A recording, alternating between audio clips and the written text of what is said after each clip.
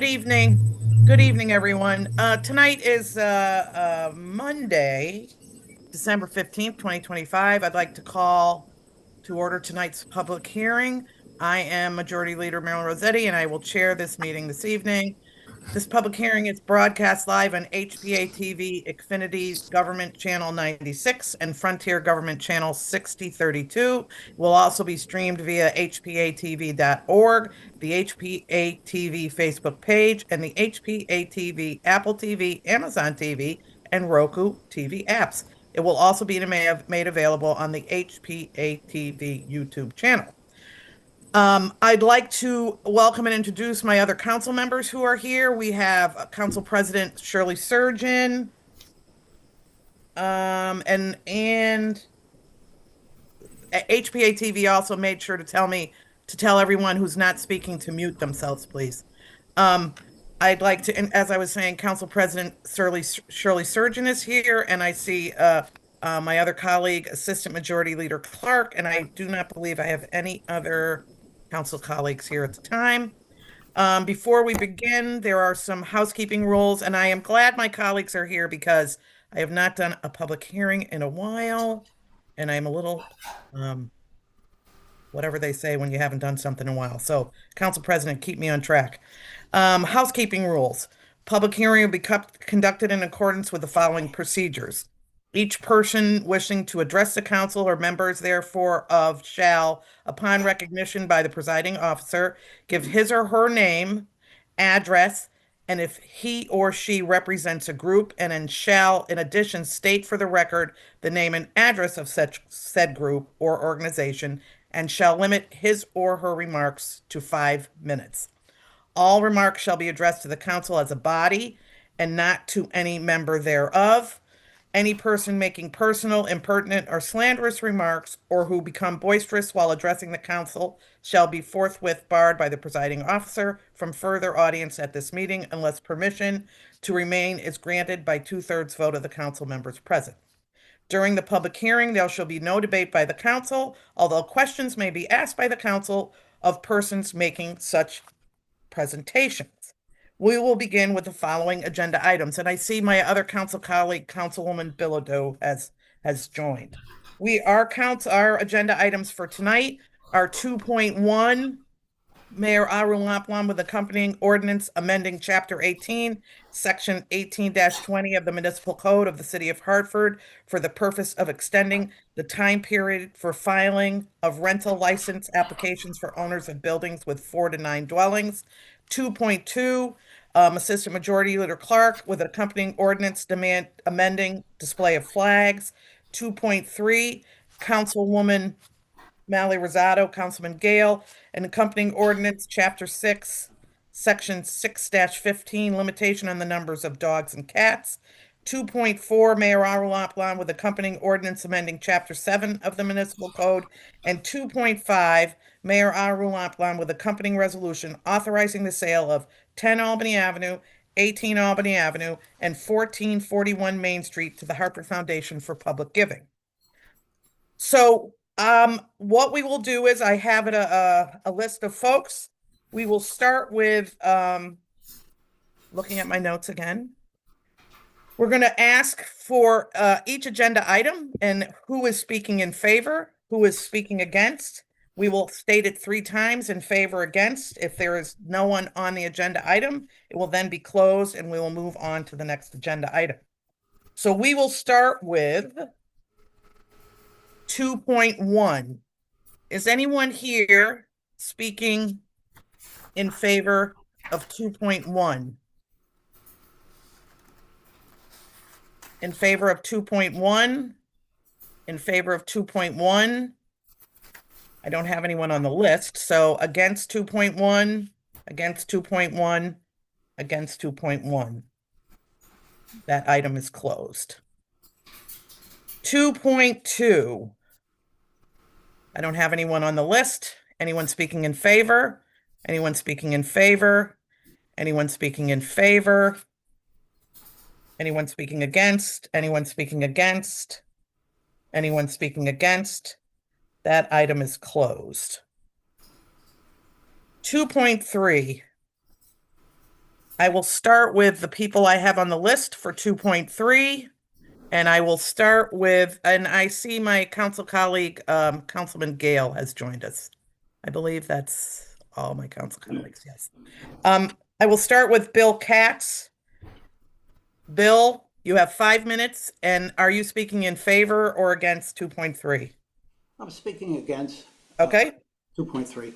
So okay, first, I want to, and I understand and hope that this is going to be tabled so that all minds can get together and work more thoroughly on some solutions to the limitation of animals in our homes. So I'm going to start by just making a quote, the way I did last Monday, by Mahatma Gandhi. The greatness of a nation and its moral progress can be judged by the way in which its animals are treated. And unfortunately, the feline population is poorly treated. And here I'm going to give you an example. Back in the Pedro Segarra administration, and it was the winter time. I had some business at town hall, and I walked up the front steps, and in front of me sat a cat. I very slowly walked over and bent down and it allowed me to scratch its head, which indicated that it was a homeable cat. Usually I carry a cage or a carrier in my van, but I didn't have it that day. So I called up animal control, and a van came out, and a person that I call Officer Graybeard because he had a gray beard, told me up front, we don't do cats. I said, but look, I need to get this cat to my home so that I can go inside the van, put it inside my carrier, and bring him into my home so I can start the process of getting it adoption and cared for. He allowed me to do that. So I picked up the cat. I was squirming at that point, and I rushed over to the van and I threw the cat inside, but they didn't close the door in time, and the cat got away. It wound up biting my thumb, and that inspired the officer to run around, chase after me with a notepad, wanting me to fill out a form, and I said I wasn't interested. I was interested in getting the cat. Anyway, the cat had crossed the street and went behind the old Hartford Times building, and there was an entry where animals could scurry underneath for warmth at night.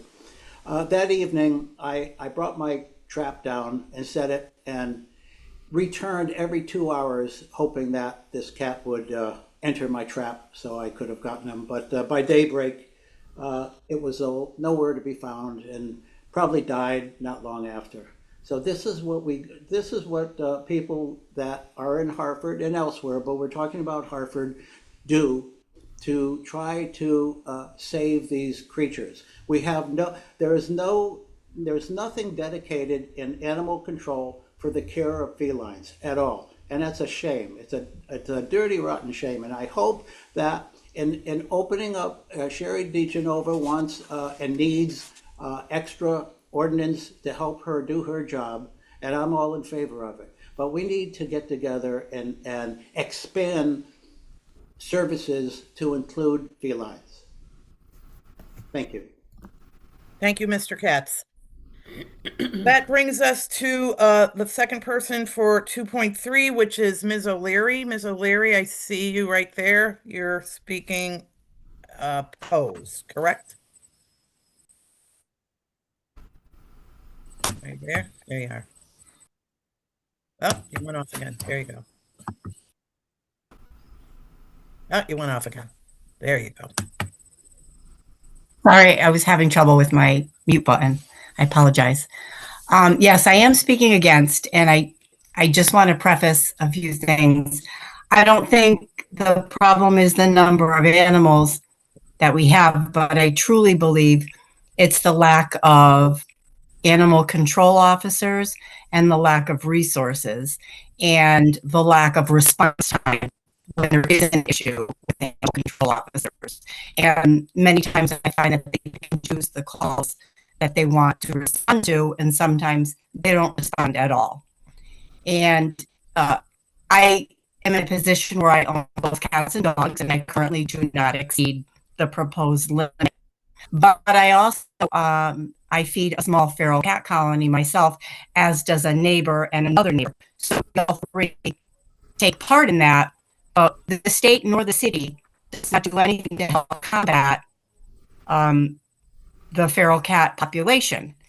And so a lot of us have ourselves to get rescues to donate a spay or a neuter, or we have paid for a spay or a neuter. And a lot of times when we get that rabies certificate back for the trap and release, those rabies certificates come in our name, paid for that ourselves. So that feral cat can now be construed as one of our animals that would be included.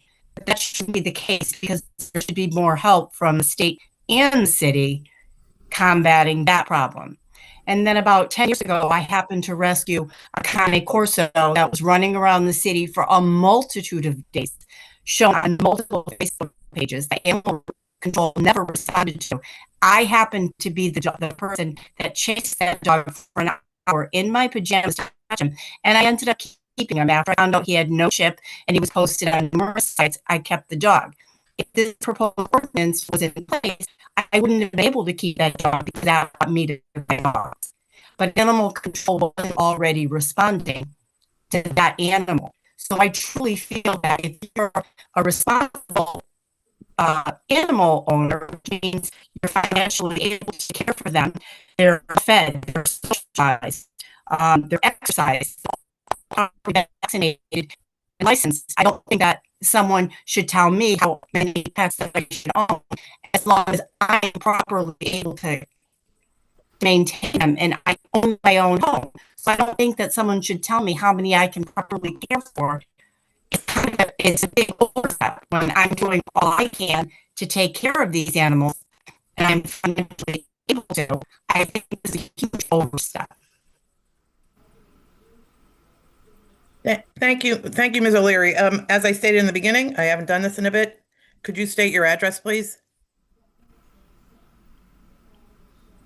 Oh, we lost you. 53 Stone Street, Hartford. Thank you. And Mr. Katz, may I go back to you? Could you please Sorry, state your 53 address? Stone Street, Hartford. Yep, thank you. Sorry, I forgot. 166 Linmore Street. Thank you, Mr. Katz. Okay, that brings us to, I have a 2.3, Shane Gleason. Shane, are you here? And could you state if you're in favor or against, and could you state your address, please? Yeah, absolutely. Thank I you. am against, and my address is 188 Hubbard Road. I am also affiliated with Protectors of Animals, which is 144 Main Street, East Hartford. All right, so my name is Shane Gleason, and I'm a member of Protector of Animals POA Spay, Trap, Neuter, and Return Team. I also have about a decade's experience in animal rescue, various levels, including trapping on the north end, fundraising, adoption placement. I have 3 cats of my own, so you could say I'm an animal person. I firmly believe that we have a moral obligation to help the least among us, and that includes animals. In my day job, I'm a professor of public policy and law. So this bill is really the union of 2 of my passions, animal advocacy and crafting effective policy. So we share Council Members Gales and Rosado's concern about animal welfare. So we're really excited to see this topic on the agenda. And when we learned this proposed ordinance concerned ownership limits, we dove into the academic literature on it. And the overwhelming evidence in the literature is that ownership limits are ineffective at achieving their stated policy goals. We've prepared a policy memo on this topic. We've shared it with all the members of the Court of Common Council, as well as your respective legislative aides. I'm also happy to share that with anybody who might like or need a copy of that. I'll summarize briefly what's in that memo. In short, hoarding is a mental disorder, so it doesn't respond well to ownership limits. Case studies of places that have instituted these bans find that prosecution is very difficult and recidivism is very high. What then we need is for this bill to be tabled and for it to be studied by relevant stakeholders and the experts. And POA and myself have already been in touch with other rescues that have dealt with this topic before, and we welcome the chance for all of us to come to the table. Here's what we do. Here's what we know does work. Tougher animal cruelty laws, access to affordable veterinary care, and spay and neuter programs, as well as education. There's a lot of pieces there, but I'm going to speak directly to just two of them: spay and neuter programs and education. Spay and neuter keeps the population down. 2 cats very quickly becomes 10 cats. 2 dogs very quickly becomes 20 dogs. In trapping in Hartford, many people have told me that they would have their animals fixed if only they could afford it. This bespeaks 2 issues. First, veterinary care in Connecticut is the 9th most expensive in the country. When I moved here, my eyes about popped out of my head when I saw how expensive it was to take my cat in for his shots. Also, Hartford is one of the poorest cities in the country per US Census data. If we make spay and neuter a priority and collaborate with local vets and nonprofits to bring down the cost, we will see a steady drop in animal population and a decrease in hoarding situations. Out there trapping, sometimes people tell me it's cruel to spay or neuter an animal, that a cat needs to experience pregnancy at least once, that a dog isn't a dog unless he can roam. This is ignoring the complications that we see every day. This is ignoring the dead kittens that we have found trapping, ignoring the horrible pain that we see some animals go through, the number of animals in our city that do not have homes. What we need then is targeted education to share with the community, particularly young people, about what animal cruelty looks like, why spay and neuter is important. This means we'll have greater awareness of what constitutes hoarding, what constitutes unsafe conditions, and a willingness to speak out when it is seen. So in short, we can all work together to solve the problem. I could go on. I could cite more studies. I haven't even touched on TNR or low-cost services, but that underscores the complexity of this issue. I, myself, POA collectively, we want to be at that table. We are in a position to ensure animals and their human companions live well in Hartford. We look forward to collaborating with the other stakeholders as well as the Court of Common Council. Thank you, and I yield my time. Thank you, Mr. Gleason, and right under 5 minutes. Good job. Sweet, thank you. That brings me to Mr. Campbell. I believe you are speaking to 2.3. Could you state your address and if you're for or against? Thank you. Sure. Can you hear me? Got me? Yes, yes, yes, sir. Yeah, I'm Scott Campbell. I'm at 131 Beacon. So I've been a resident here for a little over 8 years. I'm also a dog owner, a dog lover. There's one right on my arm right now. This neighborhood for us is built around the relationships that have come through dog walks and meeting. Our dog has helped introduce people and other dogs. It's a big part of what goes on in this part of Hartford. Since summer, there's been a profound change in how things happen around here. We've been hearing not just relatively constant dog barking, but dogs crying, quite a bit of noise. There have been considerable number of noise complaints, and animal control's been out there. But not just concerns about the noise that humans have to deal with, which are part of living here, but concern about the animals' welfare, concern about the animals' safety, and about the long-term future of this situation. Our dog avoids the area now, doesn't walk that way because of the sounds. She's fearful of them. I'm here tonight because I care about the dogs. I hear a lot of what Shane is saying. Seems like good ideas, and I'm in favor of them. But I'm in support of this ordinance because it seems like a reasonable way to address what. I mean, he even suggested sometimes goes overboard quickly. There needs to be a way to do something about it. Right now, animal control tells us there's nothing they can do because there's no limit to the number of dogs who can live here. So they do checks, and I'm not sure about. I mean, I don't work closely with them. I don't know all that they've learned, but I will tell you that it remains a constant problem. Nearly every day, if right now, I was hoping it was happening right now so I could just walk outside and you could hear it. But there's no question about it. It resonates through the whole block, and I'm speaking not just for myself, but there are a number of people who couldn't make it today, who wanted to be sure this gets said, and I think some other people on our list here will do that. But that's all I have. Thank you for considering this. Thank you, Mr. Campbell. That brings me to Ms. Wedderston, could you please state your address and whether you're in favor or opposed to 2.3? Thank you. You're on mute. Thanks. Sorry about Okay. that. I'm at 131 Beacon in Hartford. And I am for the limit on dogs, for the ordinance, for the same reasons that Scott has already stated. But I thought we needed, because there's so many people on our street who've been distressed, awakened at all times of day or night, fearful of the occupants of this property, and we are concerned about the dogs in our neighborhood. And so, while I also agree with and respect many of Shane's points, I'm afraid that some people exploit the lack of ordinance in our neighborhood, and that it's really causing a situation of distress locally and for the dogs that live there. And don't have a lot of information beyond that, but as Scott mentioned too, animal control has been called repeated times, and there's this feeling of helplessness and frustration and very great concern for the welfare of these animals. So that's all I have to say. Okay. Thank you, Ms. Wedderson. That Mhm. brings me to, I believe it's Ms. Macrina. Yes.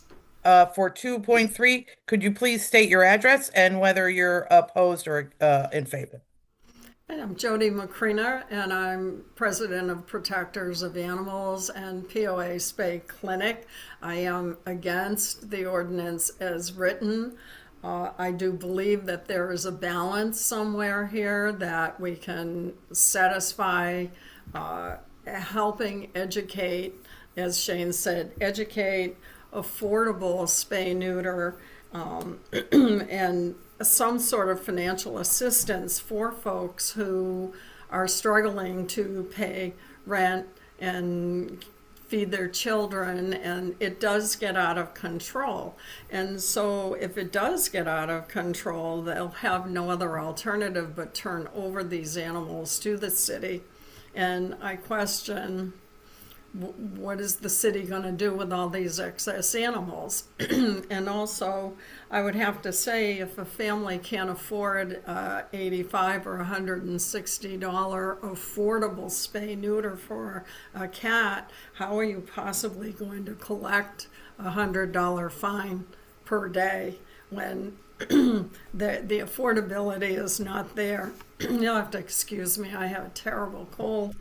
So I would just say I would love to sit down at the table and talk about and collaborate with ways that we can help the citizens with affordable spay neuter and find some kind of a balance of the number of pets that somebody could have. I have had many more than 6 animals in my home at a time, and they are all cared for, they are all vetted, they're all well taken care of because of my affordability. But I think that we need to address some of that with the folks who need help. Thank you, Ms. Macrina. That brings me to, I believe, Mr. Gomes. Could you please state your address and whether you're in favor or against 2.3? Yes, Francisco Gomes, 125, 127 Beacon Street, and I am in favor of the ordinance. I'm a professional planner that works with cities and towns to draft municipal ordinances and zoning regulations. And much of that work surrounds the protection of communities and the control of nuisance. The city of Hartford, like any city, has a responsibility to protect the health, safety, and welfare of its residents and its pets. And it has the full authority to adopt this regulation. In fact, it's its responsibility to adopt municipal regulations to protect the health, safety, and welfare of its residents and of its neighborhoods. And for those reasons, I speak in favor of this regulation.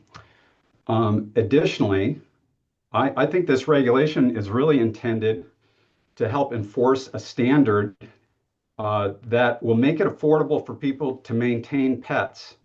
I think the nuisances that we're currently seeing are not people that happen to have a litter of dogs that they might choose to keep, but people who choose to adopt, take, purchase, or breed multiple dogs in excess, well in excess of 4 dogs. That becomes a nuisance for their neighbors and for their neighborhood and compromises the well-being of those dogs because they can't afford to properly care for them. So for those reasons, I think the city should adopt this ordinance. It is unquestionably within the city's authority, and it is intended to both protect the health, safety, and welfare of its residents and of the animals in question. Thank you. Thank you, Mr. Gomes. Do not have any further people listed for 2.3, either 2.34. Is anyone for? 2.3, is there anyone for? 2.3, is there anyone for? 2.3, is there anyone against? 2.3, is there anyone against? 2.3, is there anyone against? That item is now closed, and we will move on to item 2.4. And I have listed here Mr. Johnson. I saw you there somewhere. There you are. Mr. Johnson, could you please state your address and whether you're opposing or in favor of 2.4? Well, thank you. Yes, I will be speaking on behalf of our organization, so 24 Central Road in Hartford, Connecticut. And thank you so much for the opportunity to speak on behalf of against this ordinance 2.4. There's a couple of reasons why we are against item 2.4. One is the verbiage, and two is the implementation. Our organization, the Equal Partnership, does Winterfest Hartford, which you all can see in Bushnell Park. And this ordinance only puts a greater burden on our organizations who are bringing different events to our city. We bring over 40,000 people to the city of Hartford who are engaging in economic development opportunities, who are coming to the city for the first time, and they have an experience when they come to the city. And with the burden of trying to pay for the increases of city fees, we think that it should be the duty of the city of Hartford to help organizations who are bringing an increased number of people to the city of Hartford for these events. We raised over $300,000 for this event. With us trying to also accommodate for city fees as well, it's just a greater burden again on these organizations. And I think that we think that this ordinance needs to be tabled and brought to committee so that we can talk and engage with different events happening in the city of Hartford and think about what is the best way to address the increase in city fees and what can these events do better to help, or what can the city do to help these events who are bringing an increase of people to the city of Hartford in order to enjoy what our city has to offer. So again, we ask that this 2.4 ordinance be tabled, brought to committee so that there could be a greater discussion on how to better go about addressing these different city fees and ordinances. Thank you. Thank you, Mr. Johnson. Oh, let me get my clock. Hold on a minute. Reset. Okay. That brings me to item 2. So 2.4, is there anyone here speaking for 2.4? For 2.4, for 2.4, against 2.4, against 2.4, against 2.4. That item is now closed. That brings me to agenda item 2.5. I have on my list Jeff Stewart. Mr. Stewart, are you here? Yep, there you Yes, are. can you hear me? Yes, I can hear you. So Okay. can you state your address and whether you're speaking for or against 2.5? Thank you, Councilwoman. My name is Jeffrey Stewart, and I reside at 30 Belden Street, and I am here to express my support of the resolution. I speak in support as a resident of the Clay Arsenal neighborhood and as my role as board president of the Clay Arsenal Community Development Corporation, or CACDC. As you may be aware, the CACDC was formed by myself and other residents in order to take advantage of funds and programs that were made available to any nonprofit that is formed within the 64 statewide census tracts of concentrated poverty areas. Of those 64 census tracts, 19 of them are located in Hartford, and 3 of those, 19 in Hartford, are the clay arsenal census tracts. To date, the CACDC only certified CDC in the state of Connecticut, and we have been chosen as a state as a pilot program in order to develop and implement a plan of resident wealth creation and economic development. Prior to the foundation's decision to construct a new headquarters in Clay Arsenal, members of our CACDC had been in discussions with Jay Williams and other members of the foundation about resources and assistance for the CACDC as we undergo our program. You can imagine our surprise and excitement when we found out that not only the foundation would be supportive of our mission, but now they'd be a resident and stakeholder in Clay Arsenal. I know that the foundation will be a good neighbor and supporter, not only for Clay Arsenal, but the entire city.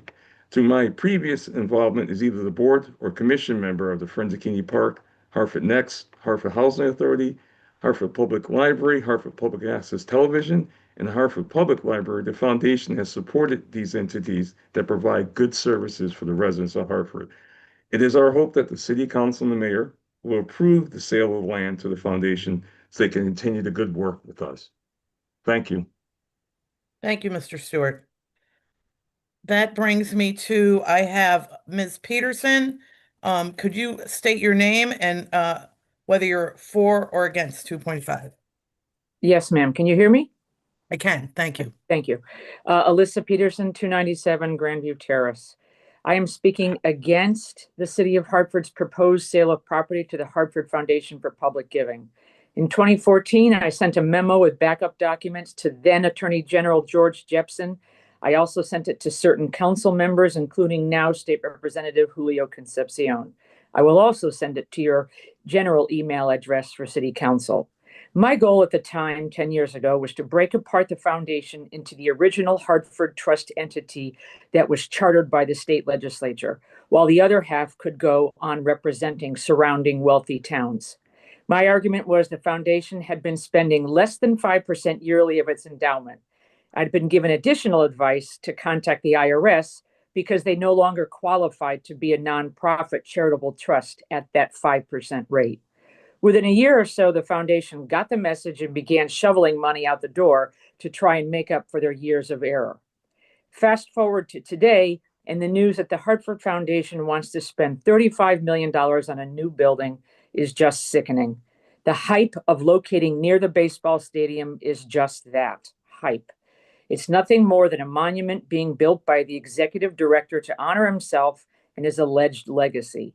That $35 million should be spent on its original legislated purpose, the community of Hartford. Further, any new building would be tax exempt going forward. The foundation should stay where it is, paying rent to a Hartford tax-paying landlord that needs it. Or it could buy a building at auction, or save a Hartford building in danger of foreclosure. In fact, the foundation could have bought the Hartford current building with its modern office space, studios, giant meeting rooms, and cafeteria for a steal at $786,000, according to today's news. Bottom line, there is no financial benefit to Hartford taxpayers to sell the identified parcels to the Hartford Foundation. There is only detriment to our community. The original beneficiaries of this trust set up in 1925, as you will read in the documents I send you. Instead, Hartford and its nonprofits, its agencies, its schools, its parks, its cemeteries all need the $35 million projected investment. In closing, I have to say I'm grateful for this ludicrous move by the foundation, as I will renew my complaint to the AG's charitable trust unit and also see if I can get a legal entity to, again, take up the cause of breaking it in half. City Council should support a foundation devoted to Hartford as originally chartered. Based upon our city's census tracts, we could double the amount received in donations because philanthropists love to match money. Please vote no on this sale proposal, and thank you for listening. Thank you, Ms. Peterson. That brings us to, is Ms. Powell here? Ms. Powell's not here. Jeff? No, I don't see her here. Sorry. Okay. Then that brings me to Mr. Williams. Mr. Williams, could you state your address and whether you're for or against 2.5, please? Thank you, Councilwoman Rossetti. My name is Jay Williams. My address is 33 Birch Road, West Hartford, Connecticut. I'm here representing the Hartford Foundation for Public Giving, whose address is 10 Columbus Boulevard in Hartford, Connecticut. And I am in favor of this resolution. Thank you for allowing me the opportunity. Is it okay if I share my screen briefly? Yep, you should. I think you should be able to do it. Okay.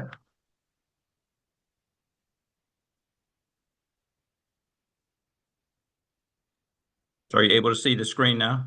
Yes. Madam Majority Leader? Yes, Rossetti? Council President. Yes.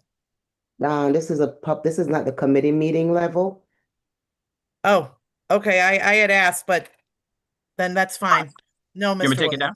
Williams. Okay. Yes. Let me stop sharing. Sorry. No problem. I apologize to everyone. Not a problem at all. Well, thank you. So I am here to share, hopefully many of you are aware that the Hartford Foundation for Public Giving has been celebrating its centennial anniversary all throughout 2025 with a year's worth of announcements and investments and activities throughout the community, throughout the region. If you're not aware, Hartford Foundation is the largest community foundation in the state of Connecticut, one of the largest and oldest in the entire country. We have given over $1 billion in grants over the course of our 100 years, and the vast majority of our investments go into the city of Hartford. Although the majority of the donations come from across the region, the majority of the investments are in the city of Hartford. We're excited and we're ecstatic to share that we have aspirations to build and invest $35 million into one of the poorest areas of the city of Hartford.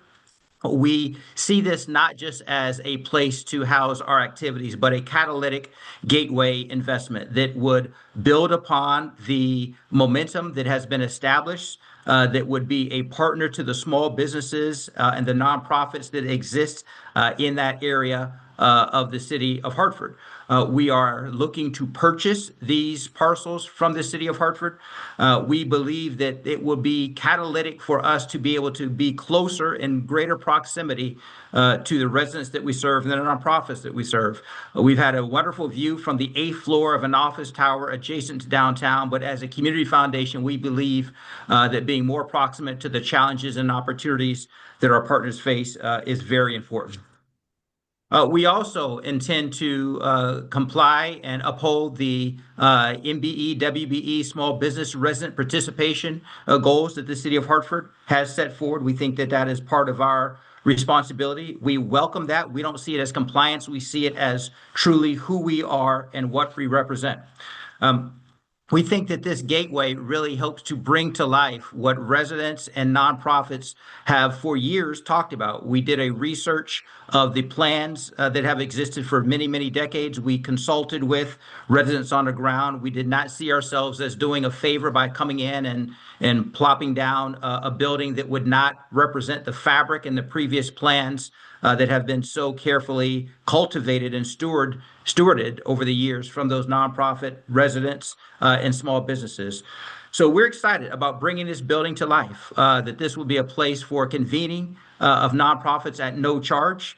We are explicitly and specifically designing a building that would be of great use and of great value, we hope. Where we currently exist, we do not have the room or the capacity to host the amount of activities from the nonprofit partners that we would like. In addition to the inconveniences of trying to get into an office building, whether it's the parking or the lack of after-hours access, we believe these things are critical for us to be a more effective community partner. So we're excited about what we're hearing from the residents. We're excited about what we're hearing from our nonprofit partners.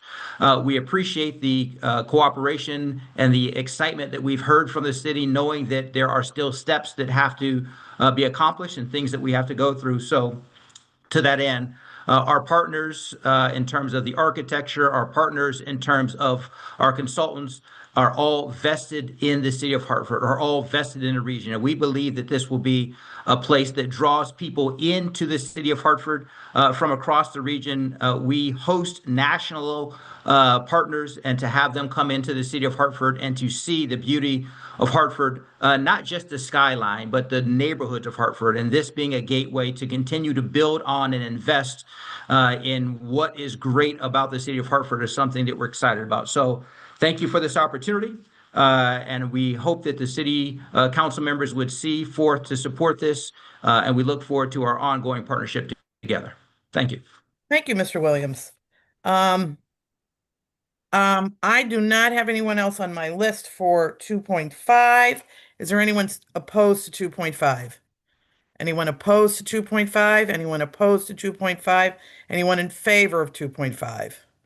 Anyone in favor of 2.5? Anyone in favor of 2.5? Being none, that agenda item comes to a close. So that means our meeting is going to come to a close. I want to thank you all for a very good agenda, a good meeting. As the chair, I am now calling this meeting to adjourn. Thank you. Have a good night.